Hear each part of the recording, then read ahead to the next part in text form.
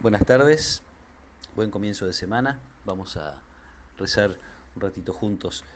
La lectura que compartimos hoy está en el capítulo 4 del Evangelio según San Lucas.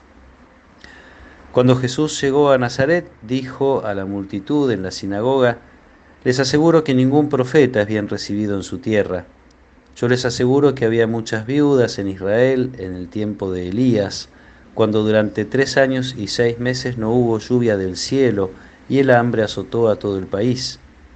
Sin embargo, a ninguna de ellas fue enviado Elías, sino a una viuda de Sarepta en el país de Sidón. También había muchos leprosos en Israel en el tiempo del profeta Eliseo, pero ninguno de ellos fue sanado, sino Naamán el sirio. Al oír estas palabras, todos los que estaban en la sinagoga se enfurecieron y levantándose lo empujaron fuera de la ciudad hasta un lugar escarpado de la colina sobre la que se levantaba la ciudad, con intención de despeñarlo. Pero Jesús, pasando en medio de ellos, continuó su camino. Palabra del Señor. Seguramente recuerdan que Jesús en la sinagoga lo habían invitado a leer, había leído un pasaje de Isaías, donde aparecen veladamente, pero aparecen las tres grandes figuras que el pueblo de Israel espera: el profeta, el rey y el sacerdote. Isaías es el que anuncia salvación.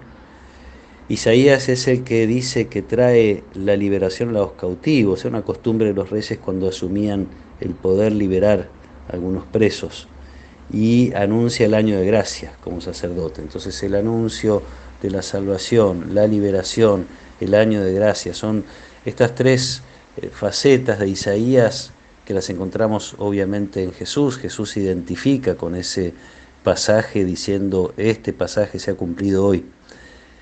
También nos identifica a nosotros. En el bautismo fuimos ungidos, sacerdotes, profetas y reyes. El anuncio, entonces, cuando Jesús se identifica con esa presencia, ese modo de presencia de Dios, el anuncio es muy bien recibido.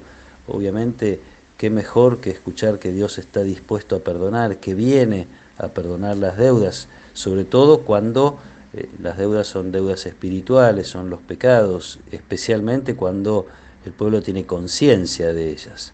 Escuchar a Jesús anunciar que Dios viene a perdonar y a salvar, eso trae alegría. Hasta ahí estaba todo bien. El problema surge cuando Jesús señala que esa salvación es también para los paganos.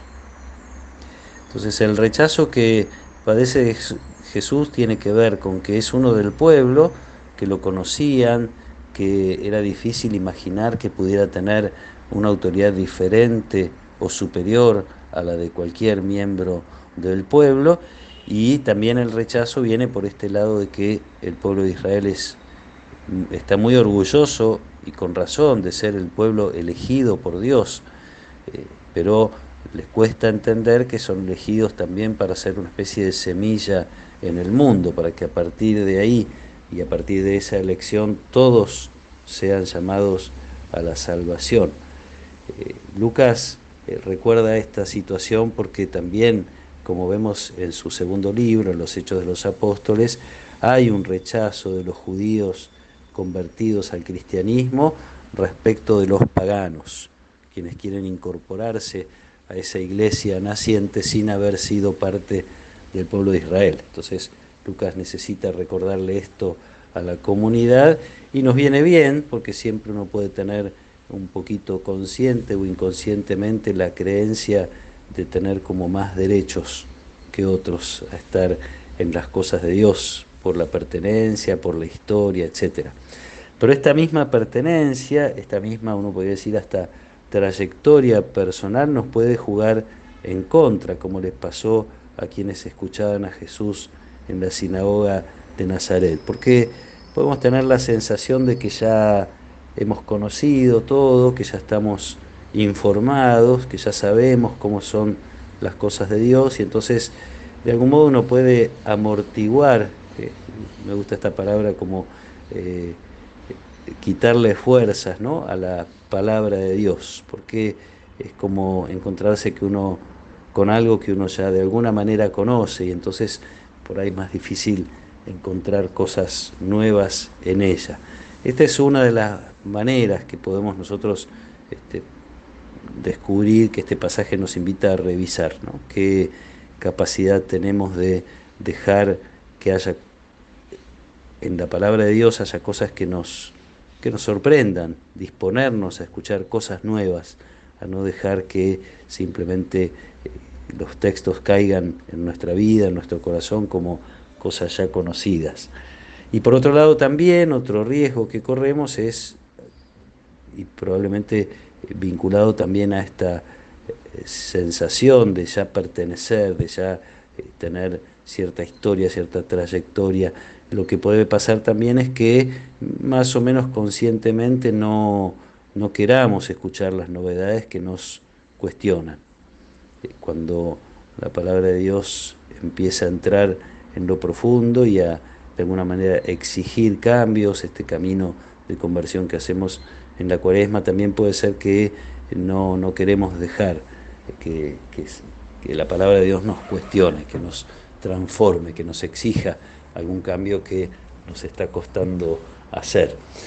Uno puede decir hoy como ayer, la palabra de Jesús puede entrar, transformar con todo su poder, o puede encontrar en el corazón de cada uno de nosotros algunos obstáculos que tengan que ver con estas cosas que le pasaron en Nazaret, que pasaron en la primera comunidad a la que le escribe Lucas y que pueden pasar también en nuestra comunidad y en nuestra vida.